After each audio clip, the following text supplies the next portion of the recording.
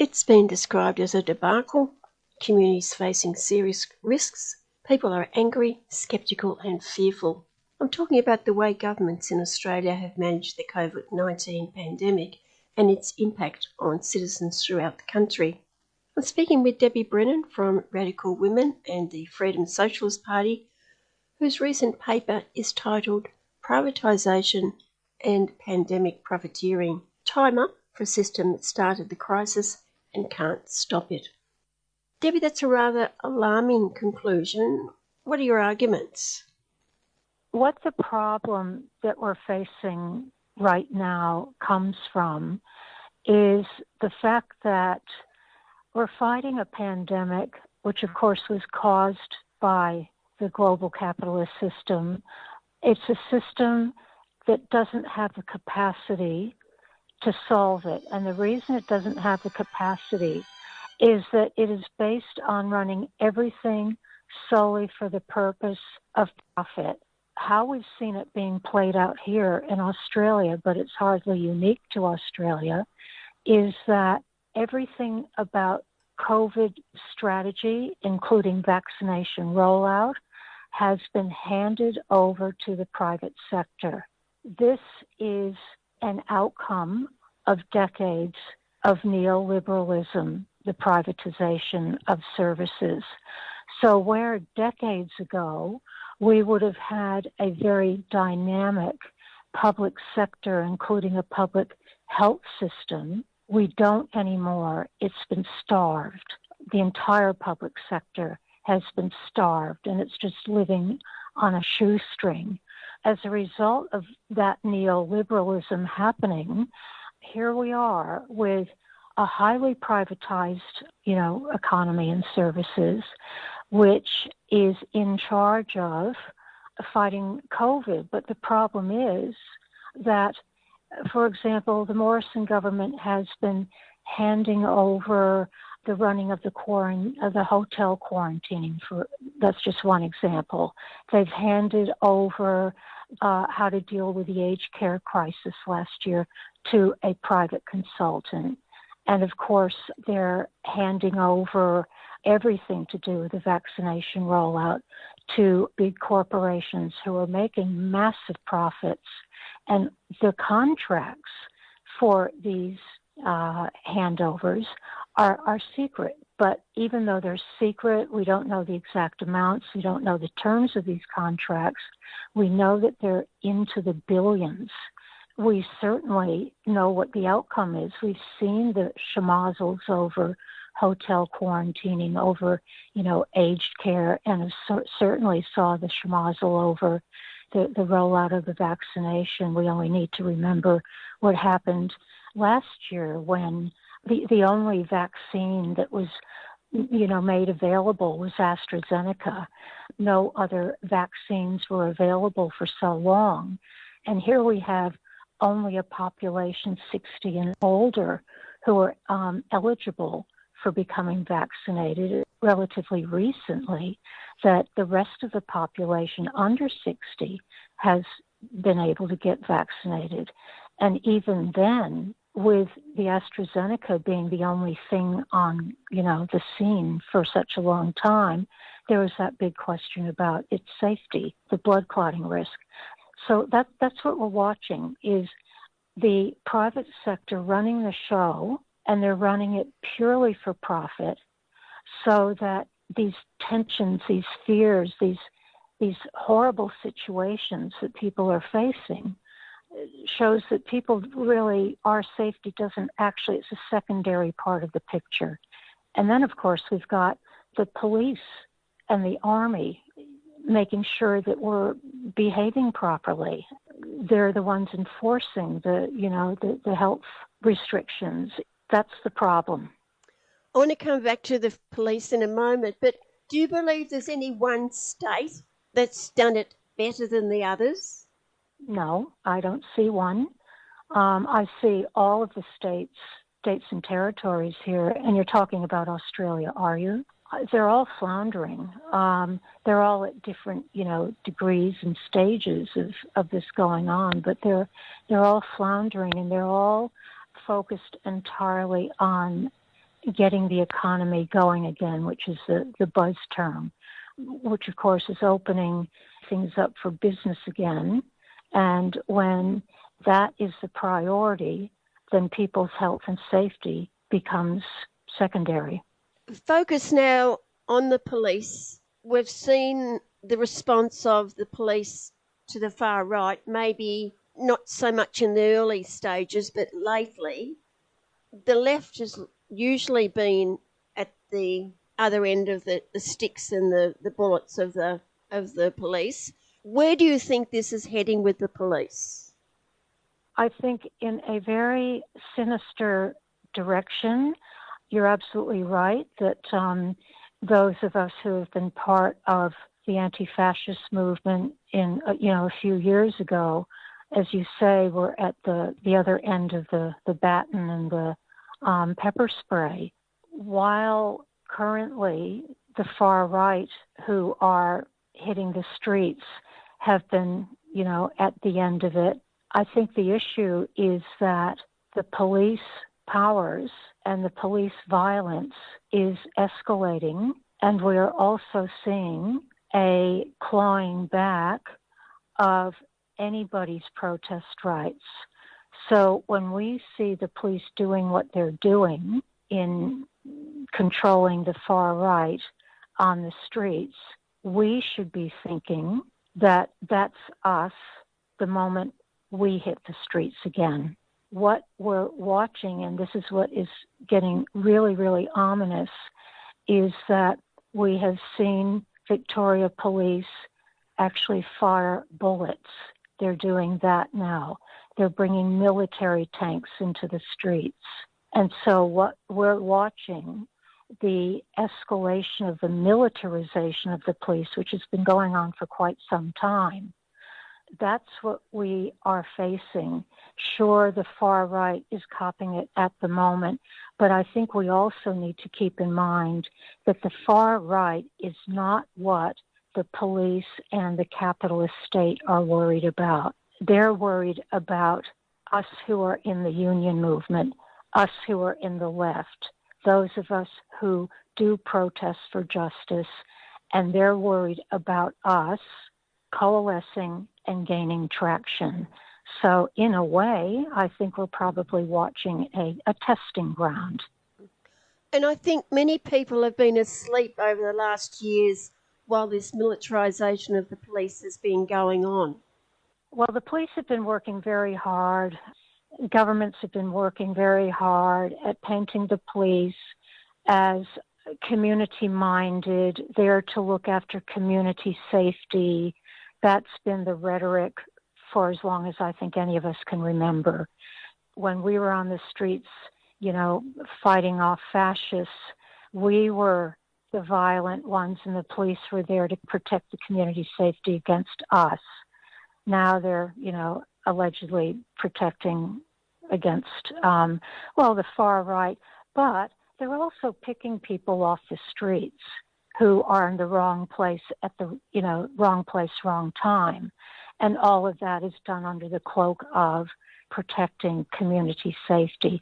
So I think that rhetoric has been absolutely going full steam ahead for so long that it takes hold. Probably now that we're in a period of time when people are hurting much, much, much more than just a few years ago, that when our capacity to get back out there and protest, and I say that we would be doing it in a safe way as we do, but when we do, we're going to find that more people are going to be at the butt of the police. So I think that consciousness that you're referring to is going to be raised very fast. Can I take you back to the demonstration outside the offices of the union movement a couple of weeks ago? What were your thoughts when that was happening? I mean, it was a shock. What I was thinking at the time when it was hitting the news was, all right, we know that the far right has been organizing for some time. We know that they have been able to play on the very legitimate fears and the very legitimate, anger and desperation of people. We saw how large those protests were over the last several months. Here's the far right that is organizing, but when we saw the attack on the CFMEU, we saw the far right attacking the union movement. And not only that, we know that there were union members among them. So that is telling us that the far right has been making inroads into the unionized population, including the construction industry. We're kind of seeing, we know that the CFMEU has been under the gun for decades. We know that big business and, the capitalist state have been at them for decades. Now we see the far right coming on board. The union movement itself is caught off guard. I'm not seeing a fight back within the union movement. We're hearing words of shock coming from the leaderships, the officialdom of the union movement, but I'm not mobilized as a unionist, and no other unionists are being mobilized in some way to start countering this. It's really showing the weakness of the union movement at the moment. So it's telling us that when I say we, I'm talking about all of us as workers, all of us who are oppressed by this system. We need to be looking at a response. We have to respond. Do you also see it as the success of the system being able to isolate that union so that people aren't coming out and supporting them? I would certainly see that as a factor. And again, that's the case because the rest of the union movement has not come to the defense of the CFMEU. I remember when the Builders Laborers Federation was under attack and being deregistered in the 1980s. And the rest of the union movement, well, I'm not saying everyone, but a good significant section of the rest of the union movement was letting the BLF hang out to dry. So yes, the CFMEU has been under a concerted attack, a very vicious concerted attack for so long. We have to defend them. And not only that, what we're watching is it's not only the CFMEU that's now being attacked. At the same time, we saw the far right attacking health workers trying to do their job. And we are also now we see coming out in the news that fake unions are being set up, and they're targeting specifically all the different sectors of the health services. I see that as part of the attack, too, on the union movement. And that's being run apparently by Liberal National Party segments of the coalition. So there is a very concerted attack going on at the moment. Just one other thing I would throw into this, too, is that the thing that's so ominous about it is that when we see the far right working to build a movement that goes against the union movement, a far right movement that goes against the left, when we see this buildup of a movement, this is how fascism begins. This is the signs of the building of a movement that's set to attack the union movement and the left. And I will add in this picture that my two organizations that I belong to, the Freedom Socialist Party and Radical Women, our organizing center, Solidarity Salon, was the butt of the far right just this week. There was this huge graffiti painted on our front window saying "Vax kills." that is an assault. We were singled out. We need to be seeing these signs. We need to be expecting more of this. And we need, as I was saying before, have a response. And I'm happy to talk about what I think that response should be. But we need to, because this is getting really, really serious. Can you give me an example of one of those fake unions? I understand that up in Queensland, there's like a red, they call it a red union network. And so there are all these associations popping up, like a nurses association, ambulance drivers association. I read about it recently, actually, the ACTU has come out and warning about this as well. That's what's happening. These little associations that are calling themselves unions, they're attracting people in these professions to join. They're quite small at the moment, but they're masquerading as unions, and they're picking up on people who are disaffected by wherever they are now, whether it's the union they're in now or whether they're not in a union, but they're prepared to join something like this. Have you heard of any threats or violence against individuals at this stage? No, but I would think that would probably be part and parcel of the escalation of assaults on the union movement and the left. Well, let's turn to your responses to what you've been talking about. Where are we heading?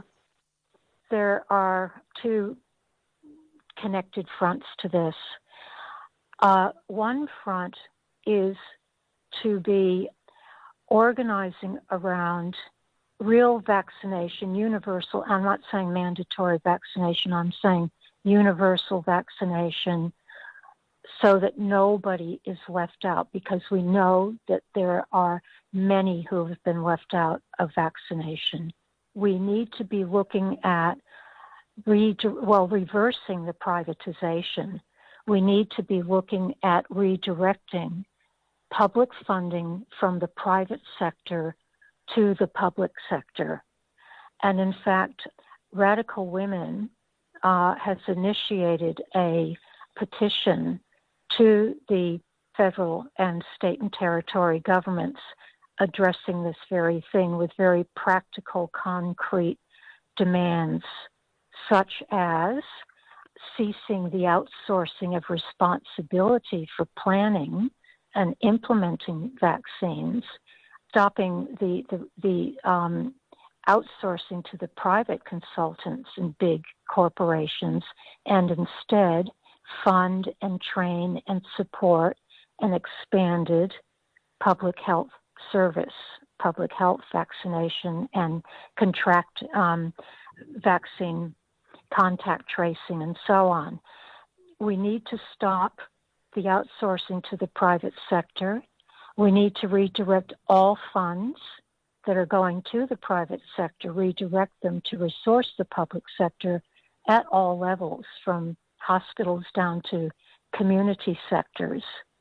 We should set up a publicly owned vaccine manufacturing facility, and to have that facility run by the vaccinologists and the scientific researchers and the manufacturing workers.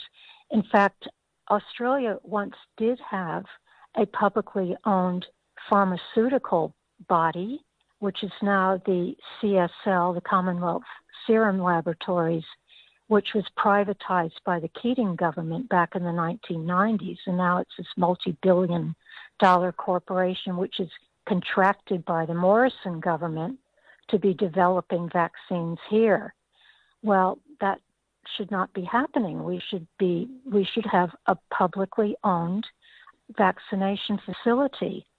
The other part of this too, besides the redirecting of funds to the public sector, basically deprivatizing these services, we need to ensure that everybody is able to get vaccinated. So there's talk that, First Nations communities are now a priority. Well, they have to become a real priority.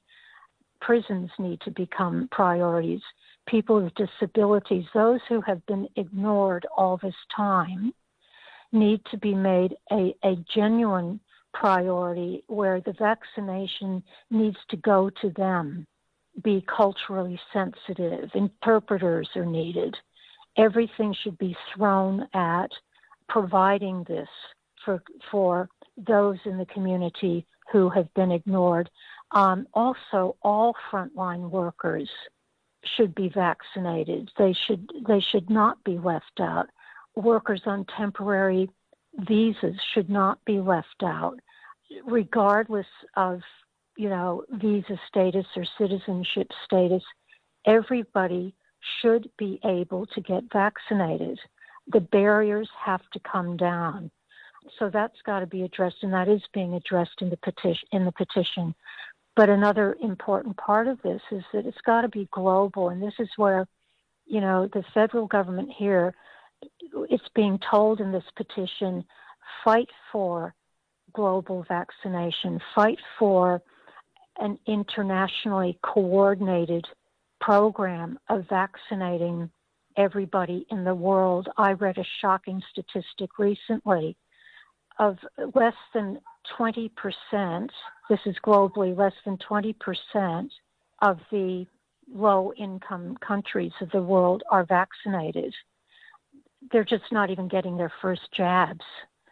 This is really quite critical. There's no way that we're going to be safe in Australia or any other country in the world if the rest of the world is being infected because it's not being properly vaccinated. So that global solution is the ultimate solution. But there's the other front, and it's the far right, fighting the far right and defeating the far right. While they appear to be organized, they're still very loose. They're still quite fragile. We need to jump on this, and this is where we really need to form a united front. And by united front, I simply mean that organizations, left organizations, unions, community organizations, we have our own different perspectives on different things, and we keep those different perspectives, but we come together around agreed principles that we all agree to that are centered on eliminating the far right and outright defeating them. And of course, in all of this, the union movement is absolutely crucial. We need to be taking things like this petition and this call for a united front into our unions, at our workplaces, in our local union branches as rank and file members, as delegates. We've got to be building up our union movement. That's really what, and I'm speaking for the Freedom Socialist Party in these ideas, as well as our sister organization, Radical Women, because those are the answers. We need to go to the source of the problem. We've got to dig deep, see what the source of the problem is, and tackle it. Where is the petition? Anybody can find the petition on the Radical Women Facebook, Radical Women Australia. So go there on Facebook, or if you're not on Facebook, email Radical Women, and that's Radical Women, one word, at optusnet.com.au. And we would be more than happy to get that petition out. It's interestingly, we got a whole spate of signatures just the other day from New Zealand. Had to be in response to the Ardern government's switch of policy from eradicating COVID to living with COVID. So there seemed to be a lot of people very angry in New Zealand right now, and they jumped on that petition. Jump on this petition, and actually Radical Women is going to have our next sort of planning meeting. We launched it last week. It was great to see people come on board, take it away to take into their networks, get signatures. We're having a check-in and planning meeting on the 19th of October. Everybody's invited to that. So again, either email Radical Women or go to Radical Women's Facebook page and get that information. Okay, thanks, Debbie. Thank you, Jan. And I've been speaking with Debbie Brennan. You've been listening to a 3CR podcast produced in the studios of independent community radio station 3CR in Melbourne, Australia. For more information, go to allthews.3cr.org.au.